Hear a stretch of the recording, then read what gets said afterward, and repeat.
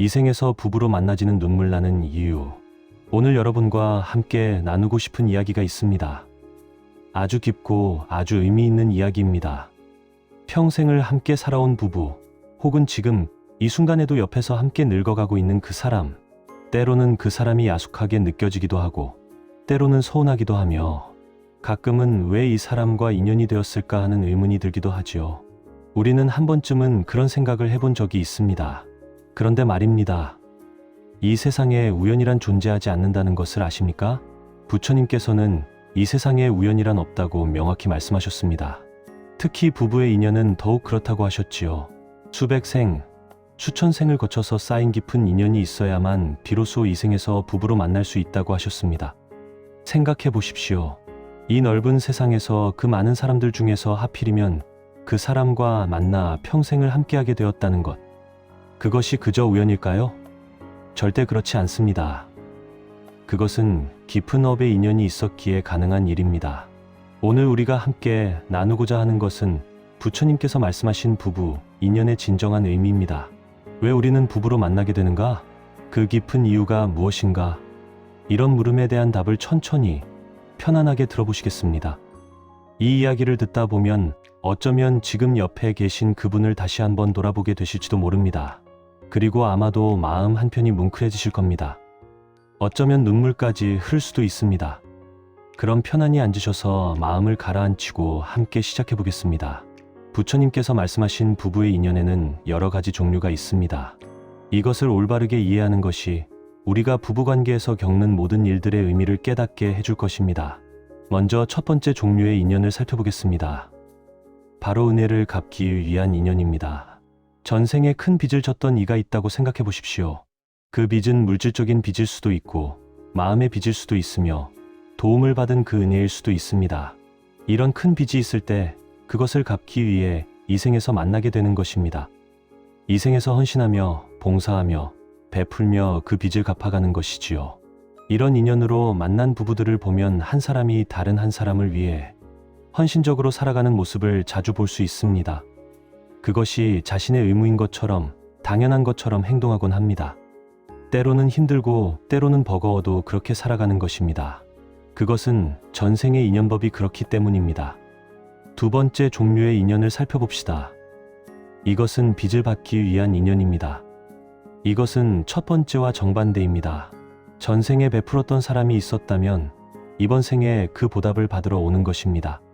전생에 누군가에게 많은 도움을 주었다면 이번 생에 그 사람이 나에게 많은 도움을 주러 오는 것이지요. 이것을 업의 상호작용이라고 할 수 있습니다. 우주의 법칙은 정확하고 공평합니다.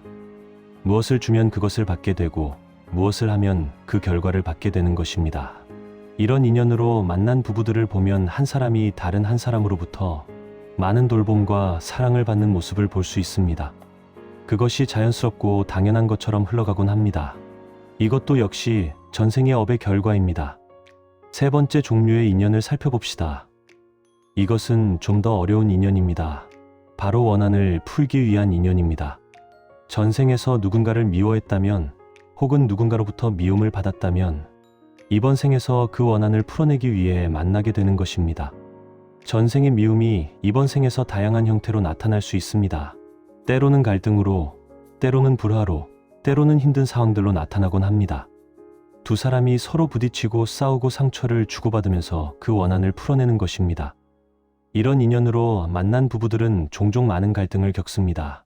사소한 일로 싸우기도 하고 때로는 깊은 상처를 입히기도 합니다. 하지만 이것도 중요한 의미가 있습니다.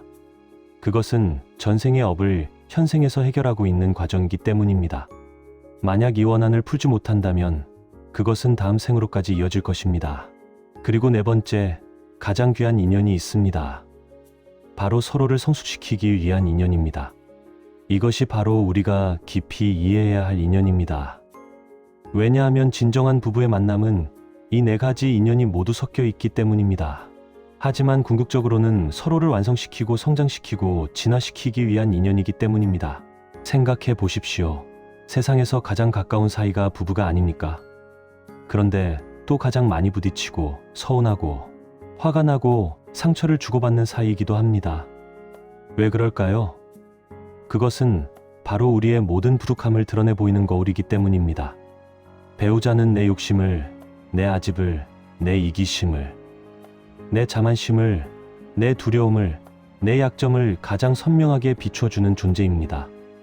우리가 세상 밖에서 만나는 다른 사람들은 우리를 일부분만 알게 됩니다. 직장에서 만나는 사람들은 일하는 모습만 알고, 친구들은 좋은 모습만 보곤 합니다. 하지만 배우자는 우리의 모든 것을 봅니다. 아침에 일어난 모습도 보고, 화난 모습도 보고, 약한 모습도 보고, 이기적인 모습도 보게 됩니다. 그렇기 때문에 배우자와의 관계에서 우리는 우리 자신과 마주하게 되는 것입니다. 우리는 배우자를 통해 자신을 알게 되고, 자신을 보게 되고, 자신을 바꾸게 되는 것입니다. 이제 우리의 이야기 속으로 들어가 보겠습니다. 저는 얼마 전에 만난 한 할머니의 이야기를 여러분과 함께 나누고 싶습니다. 이 할머니의 이야기는 부부 인연의 깊은 의미를 우리에게 생생하게 전해줍니다. 김순자 할머니는 올해 88이십니다. 할아버지와 함께한 세월이 60년입니다. 무려 60년을 함께 살아온 것입니다. 하지만 할머니의 젊은 시절은 그리 순탄하지 않았답니다. 시집살이도 참 힘들었고, 할아버지는 말도 없고 무뚝뚝하기만 했다고 합니다. 감정 표현도 거의 없고 다정한 말 한마디 들어보기도 어려웠다는 것입니다. 그렇다 보니 할머니는 자주 이런 생각을 하곤 했습니다. 왜 하필이면 이 사람과 인연이 되었을까? 전생에 무슨 큰 빚을 지었길래 이런 고생을 해야 하나?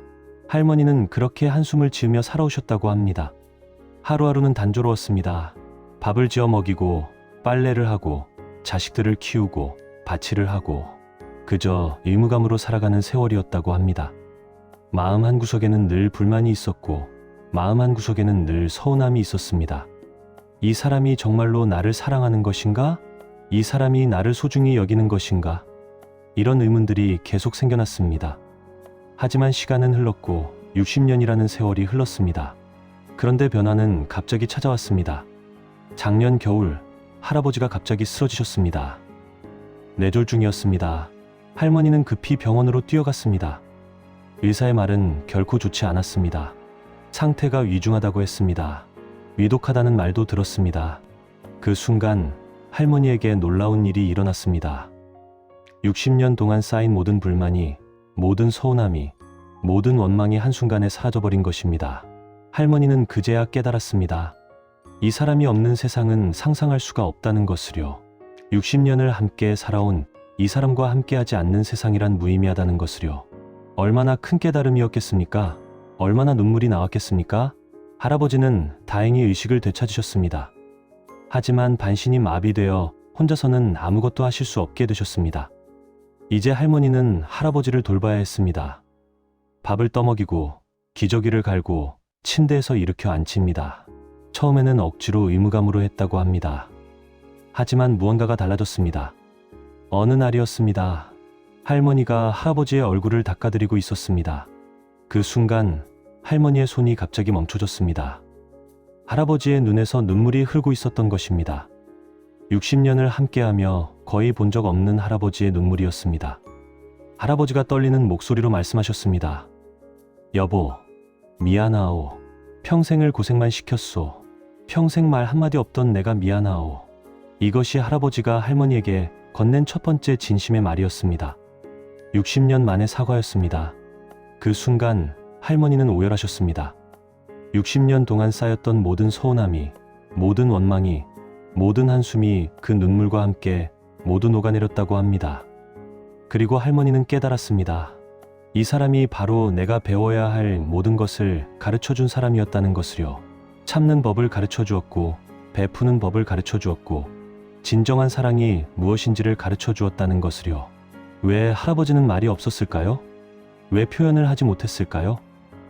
그것은 할아버지가 그렇게 자라났기 때문입니다. 할아버지도 어린 시절에 그런 표현을 배운 적이 없었을 것입니다. 할아버지는 자신이 할 수 있는 방식으로 사랑을 표현했습니다. 일해서 돈을 벌어오고 가족을 먹여 살리고 그 방식이 자신의 사랑의 표현이었습니다. 하지만 할머니는 그것을 사랑으로 느낄 수 없었습니다. 왜냐하면 할머니가 필요로 했던 것은 말과 행동과 표현이었기 때문입니다. 이것이 바로 부부의 인연이 우리에게 주는 가르침입니다. 우리가 서로 다르다는 것을 인정하는 것, 우리가 같은 방식으로 사랑을 표현할 수 없다는 것을 이해하는 것, 그러면서도 그 속에서 상대의 사랑을 찾아내고 상대를 이해하고 상대를 수용하는 것. 이것이 바로 성숙입니다. 어르신들, 지금 옆에 계신 그분을 한번 돌아보십시오. 때로는 답답하고, 때로는 야속하고, 가끔은 미워 보이기까지 했던 그 사람. 그런데 생각해 보십시오. 그 사람이 아니었다면 여러분은 지금의 여러분이 될 수 있었을까요? 그 사람과 함께하지 않았다면 여러분은 얼마나 다른 사람이 되었을까요? 자식을 낳고 키우며 부모가 되는 법을 배웠습니다. 이것만으로도 얼마나 큰 깨달음입니까? 어려움을 함께 넘으며 인내를 배웠습니다. 인생의 가장 험난한 순간들을 함께 견디며 강해졌습니다. 서로의 부족함을 채워주며 배려를 배웠습니다. 내가 완벽하지 않다는 것을 알았고, 상대도 완벽하지 않다는 것을 알았고, 그 불완벽함을 함께 채워나가는 법을 배웠습니다. 부처님께서는 이렇게 말씀하셨습니다. 부부는 서로에게 주어진 가장 큰 수행이다. 그 사람과의 모든 순간이 깨달음으로 가는 길이다. 수행이란 무엇입니까? 수행은 자신을 갈고 닦는 것입니다. 부처가 되기 위해, 깨달음에 이르기 위해 자신을 갈고 닦는 것입니다. 그렇다면 부부관계란 가장 강력한 수행장입니다. 우리가 명상을 하고, 기도를 하고, 경전을 읽는 것도 물론 수행입니다. 하지만 배우자와의 관계에서 우리가 배우는 것들, 우리가 겪게 되는 모든 일들이 가장 깊은 수행입니다. 왜냐하면 그것은 우리의 일상 속에서 우리의 가장 취약한 순간에 우리의 가장 깊은 부분에서 일어나기 때문입니다. 미워할 일이 생기면 이렇게 생각해 보십시오.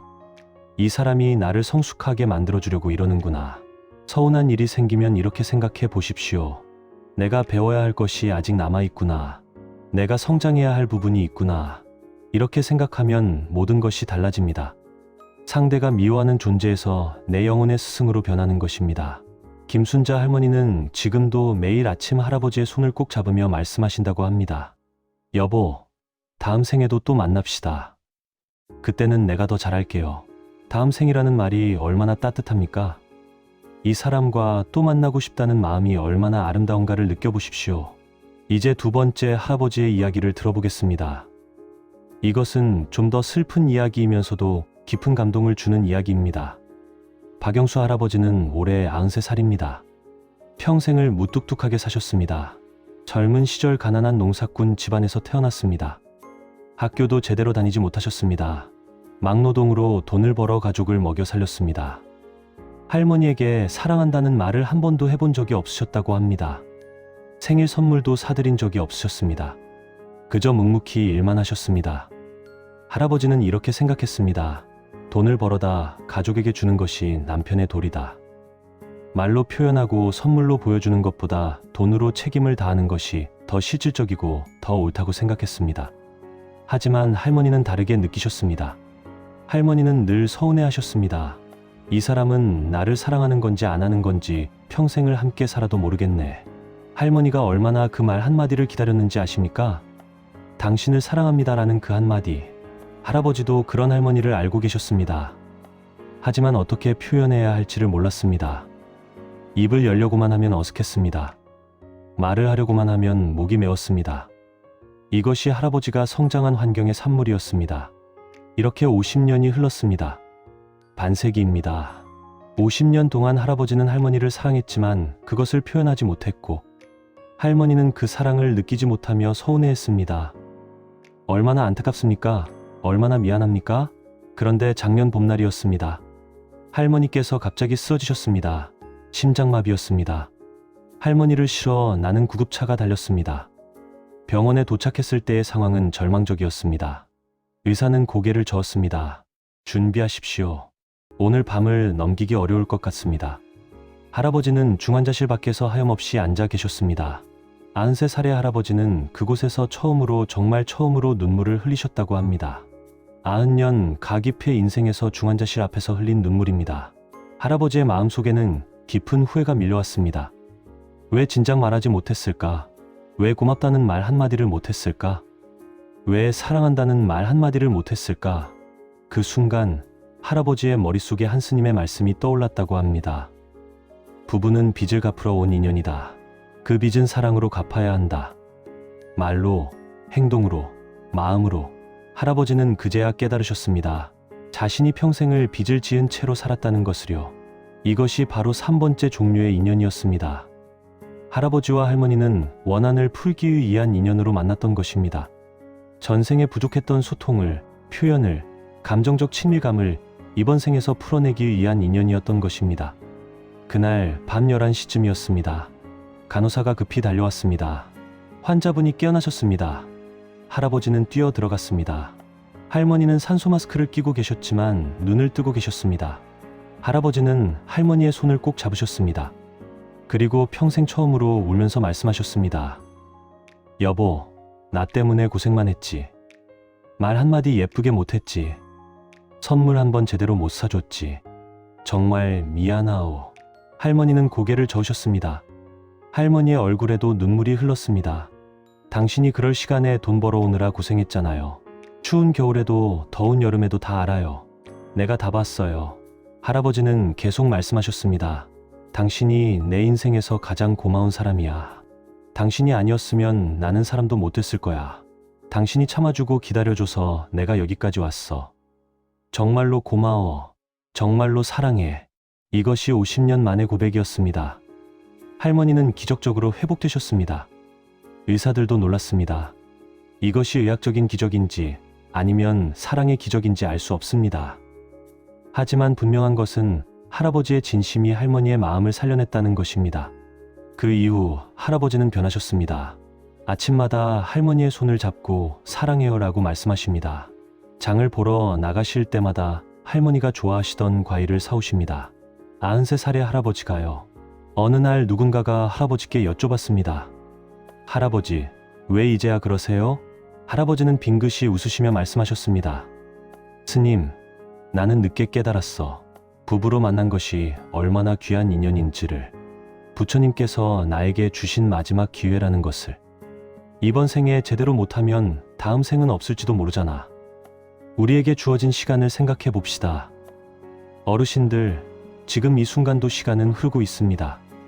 우리는 영원히 살 수 없습니다. 어떤 날은 우리가 떠나보내거나 떠나가야 할 날이 옵니다. 그때 가서 후회하지 마십시오. 왜 진작 잘해주지 못했을까? 왜 그 말 한마디를 못했을까? 부처님께서는 이렇게 말씀하셨습니다. 오늘이 마지막인 것처럼 살아라. 그러면 후회가 없을 것이다. 박영수 할아버지는 지금도 매일 저녁 할머니와 산책을 하신다고 합니다. 손을 꼭 잡고 천천히 걸으시면서 말입니다. 여보, 내일도 함께 거듭시다. 모레도, 글피도, 우리 함께 있는 동안은. 마지막으로 3번째 이야기를 들려드리겠습니다. 이 이야기는 제 마음을 가장 아프게 그리고 가장 따뜻하게 만드는 이야기입니다. 이정희 할머니와 최철수 할아버지 부부는 결혼한 지 63년이 되셨습니다. 두 분은 그야말로 평범한 부부셨습니다. 크게 싸우지도 않았고 특별히 낭만적이지도 않았습니다. 그저 매일 아침 밥을 먹고 텃밭에 나가 일하고 저녁이면 텔레비전을 보며 잠드는 그런 일상을 반복했습니다. 할머니는 가끔 투덜거리셨습니다. 이 사람은 참 말이 없어. 하루 종일 있어도 할 말이 없나 봐. 할아버지는 그럴 때마다 빙긋이 웃으시며 말씀하셨어요. 말이 많으면 뭐해? 옆에 있는 게 중요하지. 그렇게 평범하게 조용히 살아오셨습니다. 이것이 4번째 인연, 서로를 성숙시키기 위한 인연의 가장 아름다운 모습입니다. 거창하지 않지만 깊습니다. 특별하지 않지만 의미 있습니다. 평범해 보이지만 그 속에는 무한한 사랑과 이해가 담겨 있습니다. 그런데 지난해 가을이었습니다. 할아버지가 건강검진을 받으러 가셨다가 큰 병원으로 옮기라는 말을 들으셨습니다. 정밀 검사 결과는 말기암이었습니다. 의사는 말했습니다. 6개월, 길어야 1년입니다. 의사의 말을 들은 순간 할아버지는 오히려 담담하셨다고 합니다. 6시 평생을 큰 병 없이 살아온 것만으로도 감사하다. 부족함이 없다. 하지만 한 가지 걱정이 있었습니다. 그것은 바로 할머니였습니다. 이 사람 나 없으면 어떻게 살까? 할아버지는 결심했습니다. 할머니에게 병을 숨기겠다고 대신 남은 시간을 특별하게 보내기로 결심했습니다. 그날부터 할아버지는 달라지셨습니다. 평생 처음으로 아침마다 할머니보다 먼저 일어났습니다. 따뜻한 차를 끓여 놓으셨습니다. 평생 부엌에 한 번도 안 들어가시던 분이요. 밭에 나가실 때마다 할머니가 좋아하시던 호박을 꼭 사오셨습니다. 저녁이면 마당에 나가 함께 별을 보자고 하셨습니다. 여보, 저 별 봐. 참 예쁘지? 우리 젊었을 때도 저렇게 빛나고 있었을 텐데 왜 한 번도 같이 안 봤을까? 할머니는 어리둥절해 하셨습니다. 이 사람이 왜 이러나? 나이 들어서 감성파리하네. 하지만 싫지는 않으셨어요. 오히려 기분이 좋으셨습니다. 60년을 함께한 남편이 자신에게 다시 관심을 기울인다는 것이 얼마나 소중한 일입니까? 할아버지는 할머니와 함께 있는 매 순간을 소중히 여기셨습니다. 거창한 것들이 아니었습니다. 함께 앉아 있는 것, 함께 밥을 먹는 것, 함께 밭일을 하는 것, 함께 별을 보는 것. 이런 평범한 것들이 할아버지에게는 이제 아주 특별한 것이 되었습니다. 그렇게 석 달이 지났을 때였습니다. 할아버지가 갑자기 쓰러지셨습니다. 병원으로 실려갔고 그제야 할머니는 모든 것을 알게 되셨습니다. 병실에서 할머니는 할아버지의 손을 잡고 울었습니다. 왜 말을 안 했어요? 왜 혼자 아파했어요? 할아버지는 힘없이 웃으셨습니다. 당신이 슬퍼하는 것 보기 싫어서, 대신 당신이 웃는 것을 더 많이 보고 싶었어. 할아버지는 보름 후에 돌아가셨습니다. 63년을 함께하고 마지막에 석 달을 특별하게 보내고 떠나가셨습니다. 장례를 치르고 49제를 지내던 날이었습니다. 할머니가 할아버지의 옷장을 정리하다가 낡은 공책 한 권을 발견하셨습니다. 표지에는 이렇게 적혀 있었습니다. 여보에게. 할머니는 떨리는 손으로 펼쳐봤습니다. 할아버지가 남긴 편지였습니다.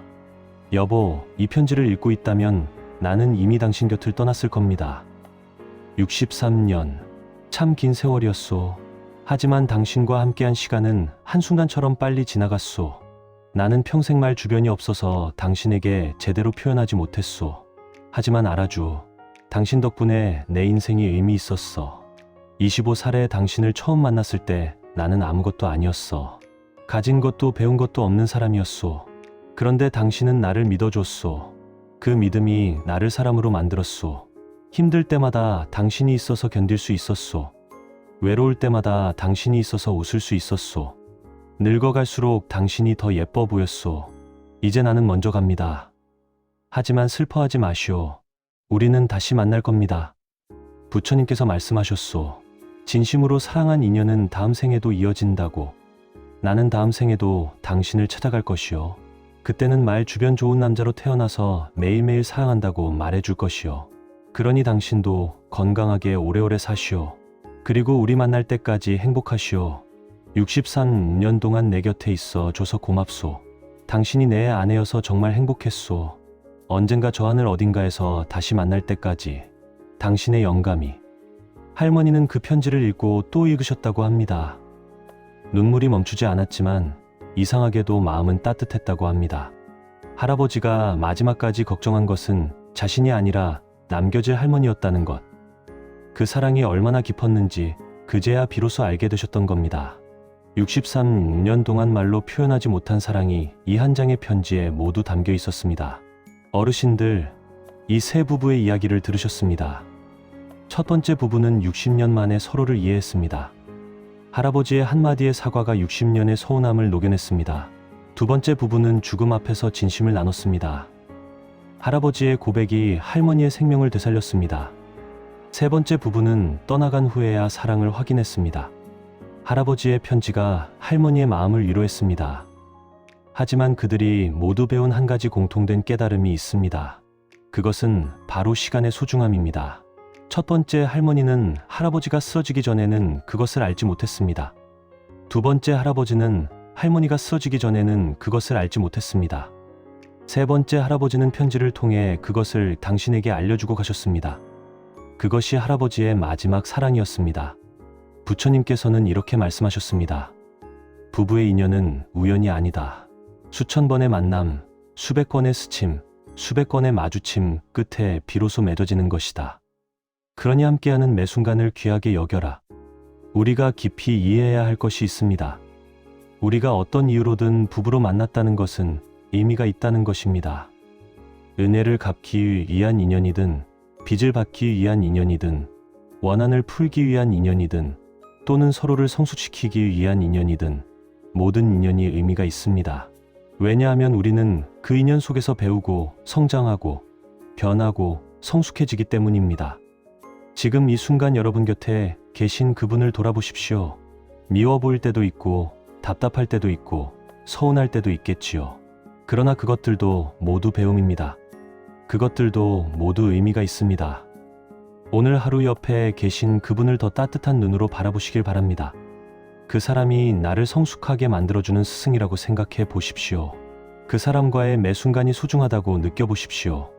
어르신들, 오늘 집에 돌아가시면 꼭 해보십시오. 배우자의 손을 꼭 잡아보십시오. 그리고 고맙소라고 말해보십시오. 당신 만나서 행복했소라고 말해보십시오. 당신 만나서 내 인생이 의미 있었소라고 말해보십시오. 창피하다고요? 쑥스럽다고요? 그 쑥스러움이 무슨 대수입니까? 그 한마디를 못하고 떠나는 후회에 비하면 말입니다. 그 쑥스러움은 영원한 후회보다 훨씬 가벼운 것입니다. 부부의 인연은 이 생에서 끝이 아닙니다.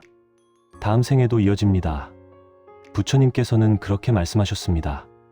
하지만 이번 생에서 어떻게 사느냐에 따라 다음 생의 인연이 달라집니다. 사랑으로 갚으면 다음 생에도 사랑으로 만납니다. 원망으로 끝내면 다음 생에도 고통으로 만납니다. 지금 이 순간 여러분의 선택이 다음 생의 인연을 만듭니다. 매 순간의 선택이 중요합니다. 상대를 이해하기로 선택하는 것, 상대를 수용하기로 선택하는 것, 상대를 사랑하기로 선택하는 것. 이런 선택들이 모여서 우리의 인연을 만들고, 우리의 업을 만들고, 우리의 다음 생을 만듭니다. 우리에게는 현재라는 이 순간밖에 없습니다. 과거는 돌아오지 않고, 미래는 보장되지 않습니다. 오직 지금 이 순간만이 우리의 것입니다.